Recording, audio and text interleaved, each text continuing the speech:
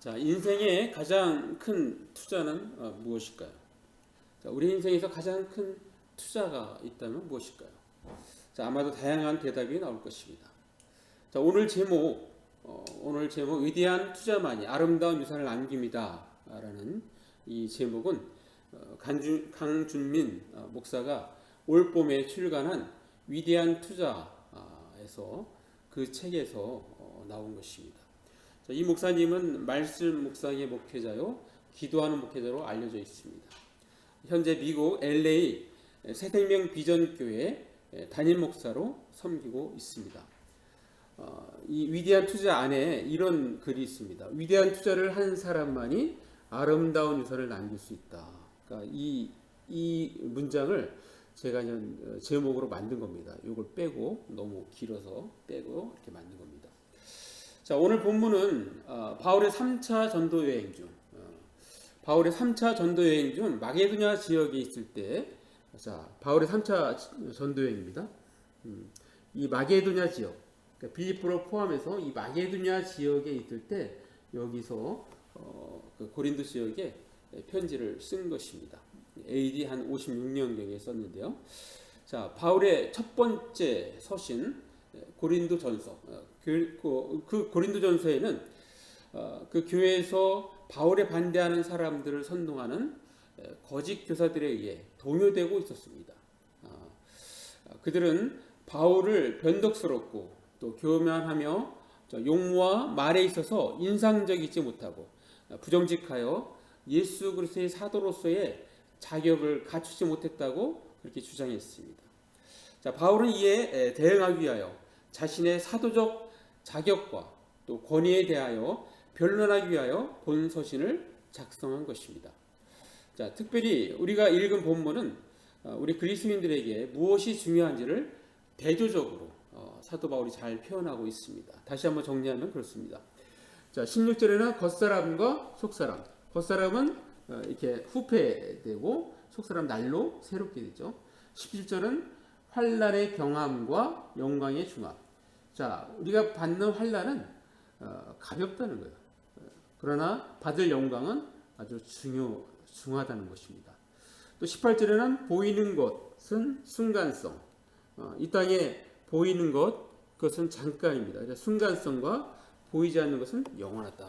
이렇게 대조적으로 잘 표현하고 있습니다. 자, 겉사람은 죽어 흙으로 가는 제한된 육체입니다. 자, 반면에 속사람은 예수를 믿음으로 말미암아 중생한 영적 실존입니다. 자, 우리 말씀 한번 보겠습니다. 고린도후서 5장 17절 같이 읽습니다. 시작. 그런즉 누구든지 그리스도 안에 있으면 새로운 피조물이라. 이전 것은 지나갔으니 보라 새 것이 되었다. 자, 우리가 예수를 믿으면 새로운 피조물이 됩니다. 새로운 피조물. 새로운 피조물이라는 것은 우리의 속사람이 새롭게 생명을 얻었다는 것을 표현하고 있습니다. 자, 겉사람은 일정 기간이 지나면 기능이 떨어지고 세포가 죽어갑니다. 활기가 떨어집니다. 잘 관리해야 100년 내외입니다. 그러나 속사람은 날마다 새로워져 갑니다. 그리고 영원히 남습니다. 우리의 속사람의 목표는 예수 그리스도의 장성한 분량입니다. 자, 이것을 표현한 말씀을 보겠습니다. 에베소서 4장 13절 같이 읽습니다. 시작. 우리가 다 하나님의 아들을 믿는 것과 아는 일에 하나가 되어 온전한 사람을 이루어 그리스도의 장성한 분량이 충만한 데까지 이르니. 우리의 분명한 목표가 있습니다. 자, 왜 위대한 투자만이 아름다운 유산을 남깁니까? 그것은 영원히 남는 것과 가치 있는 것에 투자하기 때문입니다. 자, 금이나 보석이 가치가 있는 이유는 세월이 흘러도 변하지 않기 때문입니다. 자, 투자와 투기의 차이점은 무엇일까요? 자, 투자는 이익을 얻기 위하여 어떤 일이나 사업에 자본을 대거나 시간이나 정성을 쏟는 것. 또 투기는 기회를 틈타 큰 이익을 보려고 하는 것 또는 그 일. 자, 투자와 투기에서 가장 큰 차이점이 뭐예요? 투기는 기회를 틈탄다는 거예요.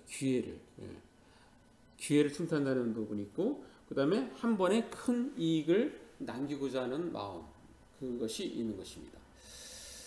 자, 4차 산업혁명이 코로나로 앞당겨지면서 우리는 가지고 있는 물질을 은행에서 주식 투자로 옮겨가는 것을 볼 수가 있습니다. 은행 이율이 너무 낮으니까 그런 것도 있죠. 즉 안정된 투자에서 불안정하더라도 큰 수익을 볼 수 있는 투자, 즉 투자가 아닌 투기 쪽으로 나아가는 것을 보게 됩니다. 자, 동학개미운동이란 말이 등장할 정도로 코로나19 이후 청년 개인 투자자의 주식 투자 열풍이 아주 거셉니다.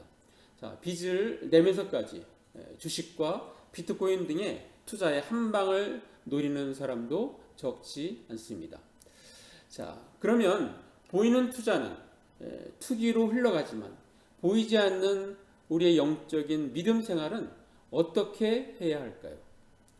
자, 아까 소개했던 그 강준민 목사님이 쓰신 게 위대한 투자라는 그 책에서 이러한 때에 뭐라고 얘기하냐면 나는 지금 무엇에 투자하고 있는지, 과연 그 투자가 지혜롭고 영원한 가치를 남기는 투자인지를 생각해 보라고 그렇게 권면합니다.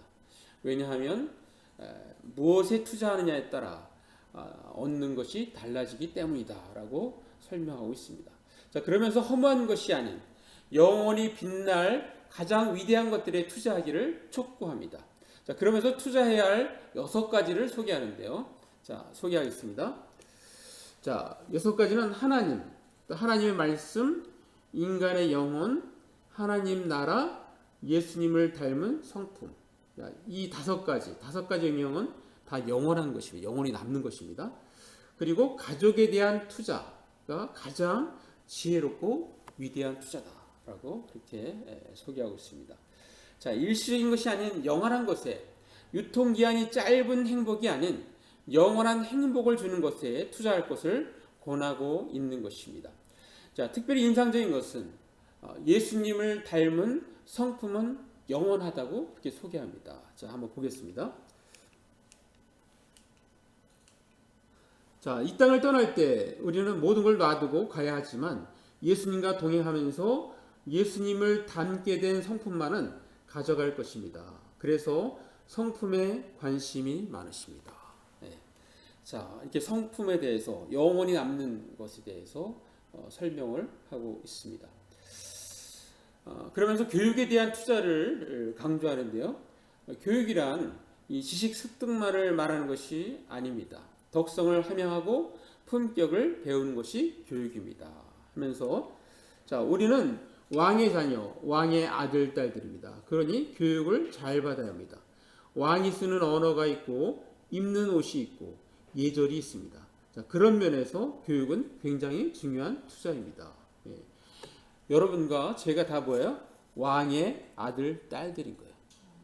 예, 왕의 아들, 딸들은 무슨 교육을 받습니까? 왕이 쓰는 언어. 다르잖아요. 일반 사람들과. 또 입는 옷. 예, 다르잖아요. 또 예절. 다르잖아요. 자, 또한 노후 대책에 대해서 이렇게 소개합니다. 노후 대책들을 많이 하시는데 정말 사후 대책을 만약에 우리가 하고 있다면 노후 대책도 극복할 수 있지 않을까, 그렇게 말하고 있습니다. 자, 사후 대책을 정말 잘하면 노후 대책도 잘할 수 있다는 것을 말씀하고 있는 것입니다. 자, 영원한 세계, 그리고 짧은 행복이 아니라 긴 행복, 진정한 기쁨 등의 삶을 투자할 것을 강력히 권하고 있는 것입니다. 자, 투자할 때는 전략이 있어야 합니다. 자, 한정된 시간과 에너지를 어떻게 투자하는가입니다. 참고할 만한 것 한 가지 소개한다면은, 자, 서울광영교회 담임 목사 조현산 목사님이 결혼 설명서라는 책에서 그렇게 설명합니다. 자, 사람은 누구나 장점과 약점이 있습니다. 사람은 장점 더하기 약점입니다. 인생의 많은 힘과 시간을 약점에 투자하는 사람이 있는가 하면 장점에 투자하는 사람이 있습니다. 그러면서 이렇게 얘기합니다. 자신의 약점을 계산하는데 힘과 시간을 너무 많이 쓰지 마세요. 안고 가야 할 약점은 안고 가도록 해요. 대신 힘과 시간을 장점을 개발하고 발전시키는데 많이 쓰세요. 그래서 우리 자녀들도 마찬가지예요. 우리 자녀들 무엇을 잘하는지 잘 알고 부모가 잘 옆에서 케어해 주는 것이 굉장히 중요합니다. 자, 사랑하는 남문여교 성도 여러분, 무엇에 투자하는가는 기본적으로 그 사람의 기본적인 철학이 어떠한 거에 영향을 받습니다. 자, 국민들이 어떠한 철학과 종교에 심취해 있는가가 심지어는 그 나라의 경제적인 판도를 바꿉니다. 자, 이러한 예를 소개하겠습니다. 자, 철학자, 우리가 잘 아는 면서 수필가, 연세대학교 명예 교수 김영석 교수님은 자, 2020년 작년 1월 달에 삶의 한가운데 영혼의 길을 찾아서라는 책을 썼는데요. 이 책에서 과거 현대그룹 창설자 정주영 회장과 이 이야기를 나눈 것을 소개를 합니다. 정주영 회장이 교수님한테 말하는 거예요. 이 정주영 회장은 전 세계를 많이 돌아다니잖아요. 그러면서 불교 국가들이 경제적으로 뒤처지진 편이고 그보다는 유교 전통을 가진 국가들이 좀 더 잘 살고 기독교 국가가 더 잘 사는 것 같다면서 종교와 경제가 관계가 있는 것 같습니다. 그렇게 얘기를 했어요. 그랬더니 이 철학자인 교수님이 그 이유를 이제 철학적으로 설명을 하는 겁니다. 자, 불교는 정신적 가치를 너무 소중히 여기기 때문에 현실 생활의 가치를 가볍게 봅니다. 무소유가 행복이라고 또 인간다운 삶이라고 생각하는 동안 경제 성장은 어렵지요. 불교를 믿는 사람들 가운데 기업가가 있나 생각해 보면 생각나는 인물이 없습니다. 그래서 대부분 불교가 중요한 국가들은 대부분 다 못 살잖아요. 그죠? 못 사는 이유를 이렇게 설명을 하는 겁니다. 그 다음에 유교. 자, 유교는 더불어 사는 걸 가르쳐 줘요. 더불어 사니까 서로의 행복을 위해서 경제도 성장하죠. 자, 그럼 기독교는 어떨까요? 자, 그런데 기독교 영신은 열심히 일하고 부지런히 노력해서 경제적 가치를 높여나가요. 자, 그건 내가 소유하기 위해서가 아니고 내가 가지기 위해서도 아니고 다른 사람에게 주기 위해서입니다. 기독교 정신을 근간으로 한 나라의 경제가 앞설 수밖에 없죠. 자, 이 설명을 보면 왜 우리나라가 이토록 잘 사는 나라가 되었는지를 알 수 있습니다.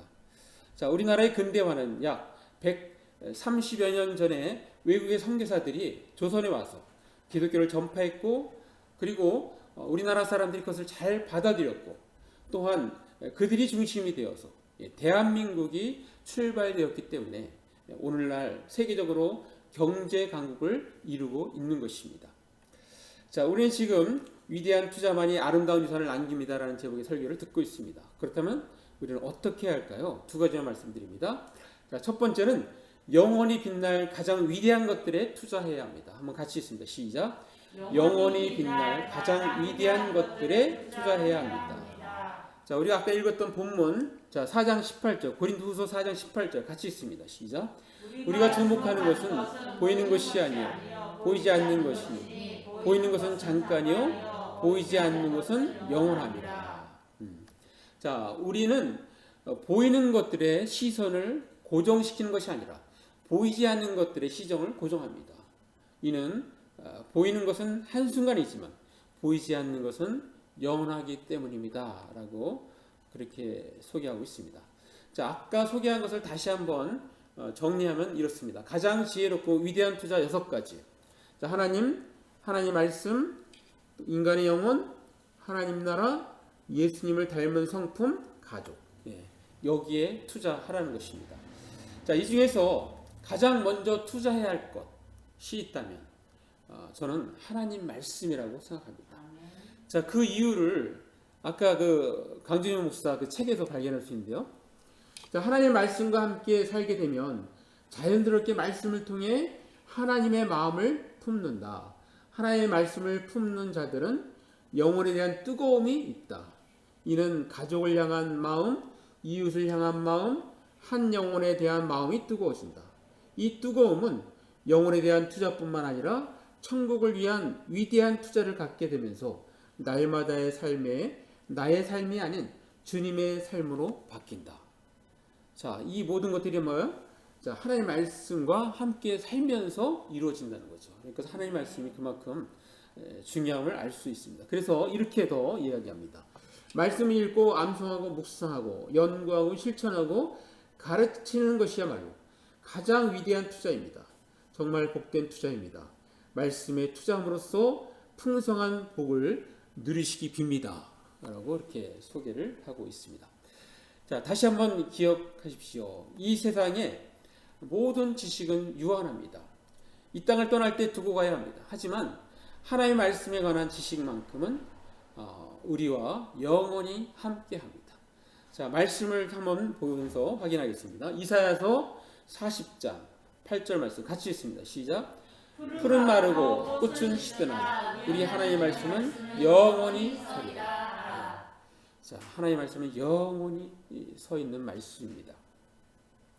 자, 위대한 투자만이 아름다운 유산을 남깁니다. 그렇다면 우리는 어떻게 할까요? 두 번째로는 주님을 사랑하고 사모해야 합니다. 한번 같이 읽습니다. 시작. 주님을 사랑하고 사모해야 합니다. 우리 대표적인 말씀 마태복음 22장 37절 같이 읽습니다. 시작. 예수께서 이르시되 내 마음을 다하고 목숨을 다하고 뜻을 다하여 주 너의 하나님을 사랑하라 하셨으니.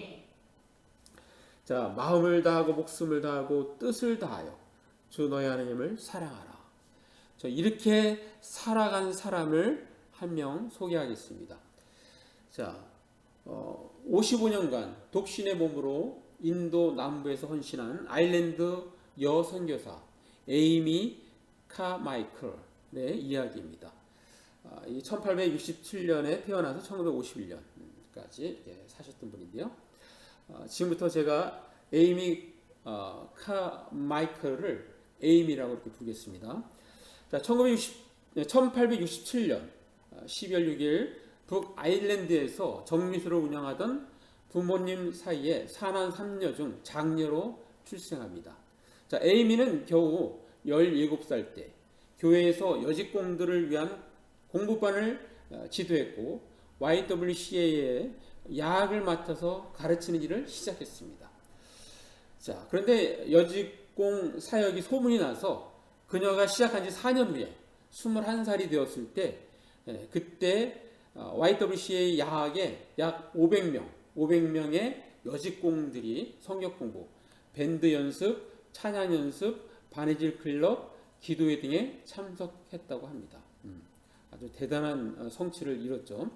자, 28세에 퇴직 사경의 결정으로 인도 선교사로 파송받아 그해 9월 인도 방갈로에 도착하여 언어와 현지 적응 훈련을 받고 의료 선교와 천막을 치며 전도를 하였습니다.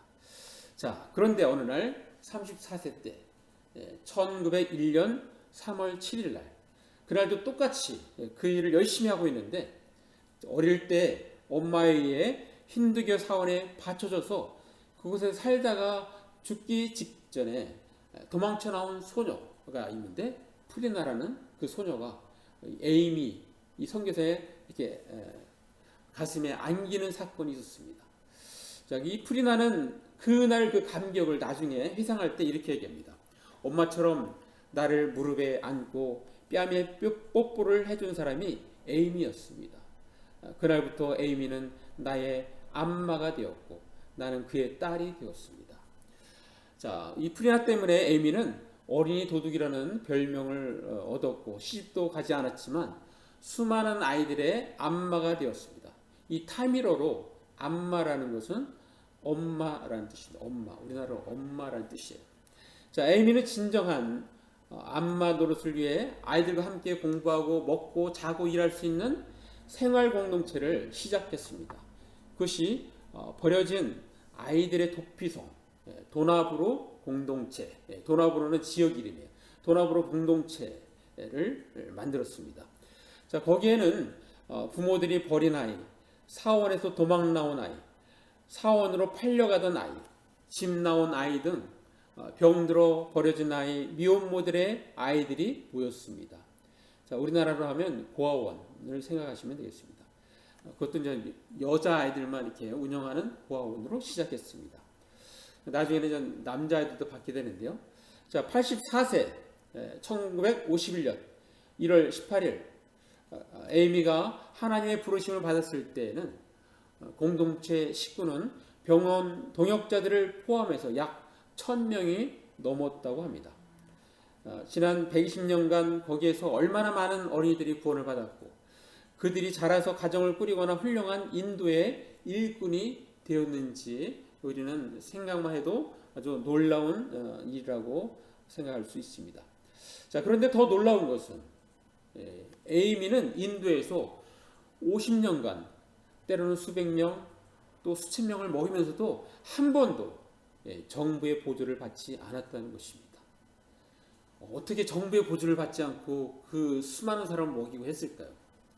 자, 에이미는 재정 후원회를 조직하지도 않았으며 하나님이 필요를 채워주실 것을 믿었던 사람이었습니다. 하나님만을 믿고 기도로 살았다는 것입니다. 자, 이 이야기는 식인 부족을 선교하다가 순교한 짐 엘리엇 선교사의 아내 엘리자베스 엘리엇에 의해서 소개가 된 것입니다. 책에서 나왔는데요. 이 책에 에이미의 재정 운영 원칙 10가지가 소개가 되는데요. 그 중에서 특이한 거 3가지만 소개하겠습니다. 첫째는 기도는 우리가 하는 사역의 중심이다. 기도는 처음이고 마지막이다. 이렇게 시작돼요. 그 다음에 3번째. 자, 우리는 사람들에게 돈을 보내달라고 부탁하지도 않고 우리 대신 누가 부탁하도록 허락하지도 않는다. 자, 우리가 여기서 재정 원칙 아주 중요한 하나님을 믿는 사람들이 어떻게 해야 되는지를 배울 수 있습니다. 자, 사람들한테 부탁하지 않는, 손 내밀지 않는다는 거예요. 오직 하나님께만 기도하는 겁니다. 자, 4번째, 자, 누가 묻지 않는 한 우리의 필요를 알리지 않는다. 물을 때라도 무엇이 필요한지 다 알리기보다 될수록 침묵한다. 왜냐하면 다른 데 가야 할 돈이 우리에게 와서는 안 되기 때문이다. 와, 그러니까 인간적으로 하는 것을 다 방지하는 거야. 다른 데 막 가려고 하는데 내가 부탁하면 또 나한테 줄 수 있잖아요. 그걸 방지하기 위해서. 그러니까 철저히 하나님을 의지하는 모습을 볼 수가 있습니다. 자, 하나만 더 소개하면요. 오해나 부정이 있는 돈은 돌려주거나 받지 않는다. 없는 사람이 돈이 생기면 얼마나 참 반갑고 감격합니까? 그런데 그러한 돈이라 할지라도 오해나 부정이 있는 돈은 안 받는다는 거예요. 이러한 원칙을 10가지를 세워서 그렇게 운영을 했습니다. 철저히 믿음 선교 정신으로 살아간 것입니다. 자, 조지 물러와 선교사님들 그런 분들이 이제 생각이 납니다. 자, 에이미는 평소 나는 큰 보자기로 묶을 정도 이상의 살림을 원치 않는다고 자주 말했던 것처럼 에이미는 그가 죽었을 때 남긴 재산 그것은 방 한 칸에 걸려있던 액자 몇 개와 옷가지 몇 벌 그리고 필기도구 그리고 평생의 최대 호사 정말 가장 자기한테 기쁜 일은 2가지인데 따뜻한 물에 목욕하는 것 그리고 책에 둘러싸여 독서하는 것. 책을 굉장히 좋아했어요. 나중에 평생 15권의 책을 서술을 합니다. 자, 우리나라의 서서평 선교사가 생각이 납니다. 자, 에이미가 살아생전 함께 일할 동역자를 선출할 때 몇몇 기준이 있는데 그 중에 하나만 소개해 보겠습니다. 자, 당신은 정말 십자가의 삶을 살 의향이 있습니까? 만약 당신이 주님과 우리에게 십자가가 매력적이라고 말할 수 없는 한 오지 마십시오. 아주 천한 일들도 그분의 이름을 위해 즐겁게 일할 수 있거든 오세요. 확실히 월급 준다는 그런 확실한 보장도 없으면서도 이렇게 확실한 기준을 가지고 그래서 이 하나님의 예수님의 그 십자가의 길, 십자가의 삶 이것을 철저히 검증하는 그러한 부분으로 삼았습니다. 자, 십자가의 삶을 살 의향이 있습니까? 라며 강력히 도전하고 있는 것입니다. 자, 기독교 교육학의 박사면서 또 주님의 교회 담임 목사인 박원호 목사는 우리가 하나님 나라를 몰랐다라는 책에서 십자가의 길에 대해서 이렇게 소개합니다. 십자가의 길은 무력에 패배한 길도 아니었고 더 큰 무력을 준비하는 길도 아니었습니다. 이는 다른 길이었습니다. 평화의 길이었습니다. 하나님 나라의 길이었습니다. 주님의 길은 승리의 길입니다. 이 길만이 승리의 길입니다. 십자가의 길이 패배의 길 같지만 그러나 그것이 아니고 승리의 길이고 평화의 길, 우리 주님께서 가셨던 그러한 길입니다. 자, 이제 우리는 어떻게 할까요? 이제 남은 생애는 어떻게 할까요? 자, 여기에 대해서 성경이 정확하게 안내하고 있습니다. 자, 베드로전서 4장 2절 말씀 한번 같이 읽습니다. 시작. 그 후로는 다시 사람의 정욕을 따르지 않고 하나님의 뜻을 따라 육체의 남은 때를 살게 하려 함이라.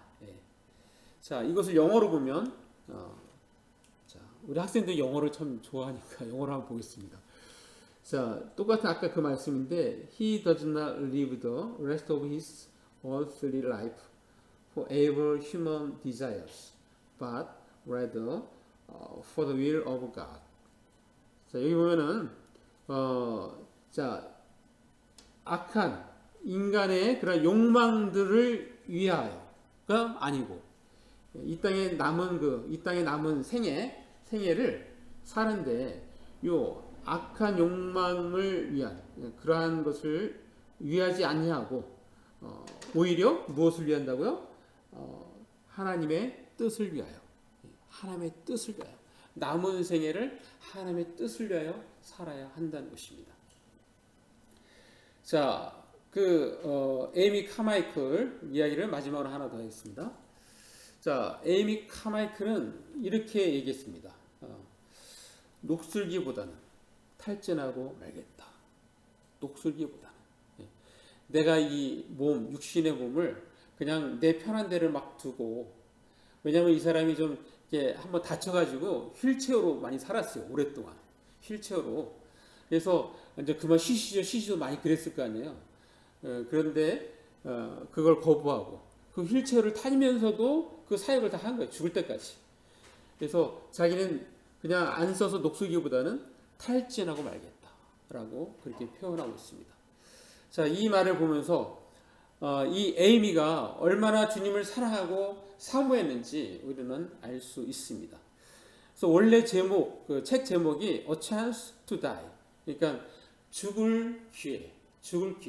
에이미는 내가 주님을 위해서 어떻게 하면 죽을 수 있을까라는 기회를 엿보면서 살았다라고 그렇게 표현하고 있습니다. 자, 마무리합니다. 오늘날 우리는 코로나19의 동굴을 통과하고 있는 중입니다. 그러나 안타까운 것은 그 동굴의 끝이 보이지 않는다는 것입니다. 우리는 자신을 돌아보며 점검하고 이제 남은 생에 어느 곳에 집중해야 할지를 고민해야 합니다. 그리고 결심해야 합니다. 우리의 모든 에너지와 시간과 재능을 영원하고 정말로 가치 있는 것에 투자해야 하는 것입니다. 노후 대책이 아니라 사후 대책을 잘 해야 합니다. 위대한 투자를 해서 아름다운 유산을 남겨야 하는 것입니다. 자, 그러기 위해서 영원히 빛날 가장 위대한 것들에 투자해야 합니다. 하나님 나라, 하나님의 말씀, 인간의 영혼, 예수님 닮아가는 성품, 그리고 사랑하는 가족에게 투자해야 합니다. 그리고 주님을 사랑하고 사모해야 합니다.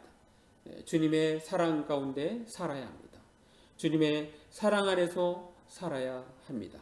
우리 모두 영원히 빛날 가장 위대한 것들에 투자해서 아름다운 유산을 풍성하게 남기는 저와 여러분이 되시기를 간절히 바랍니다. 기도하겠습니다. 이 시간 말씀 생각하시면서 잠깐 1, 2분 기도로 나갑니다.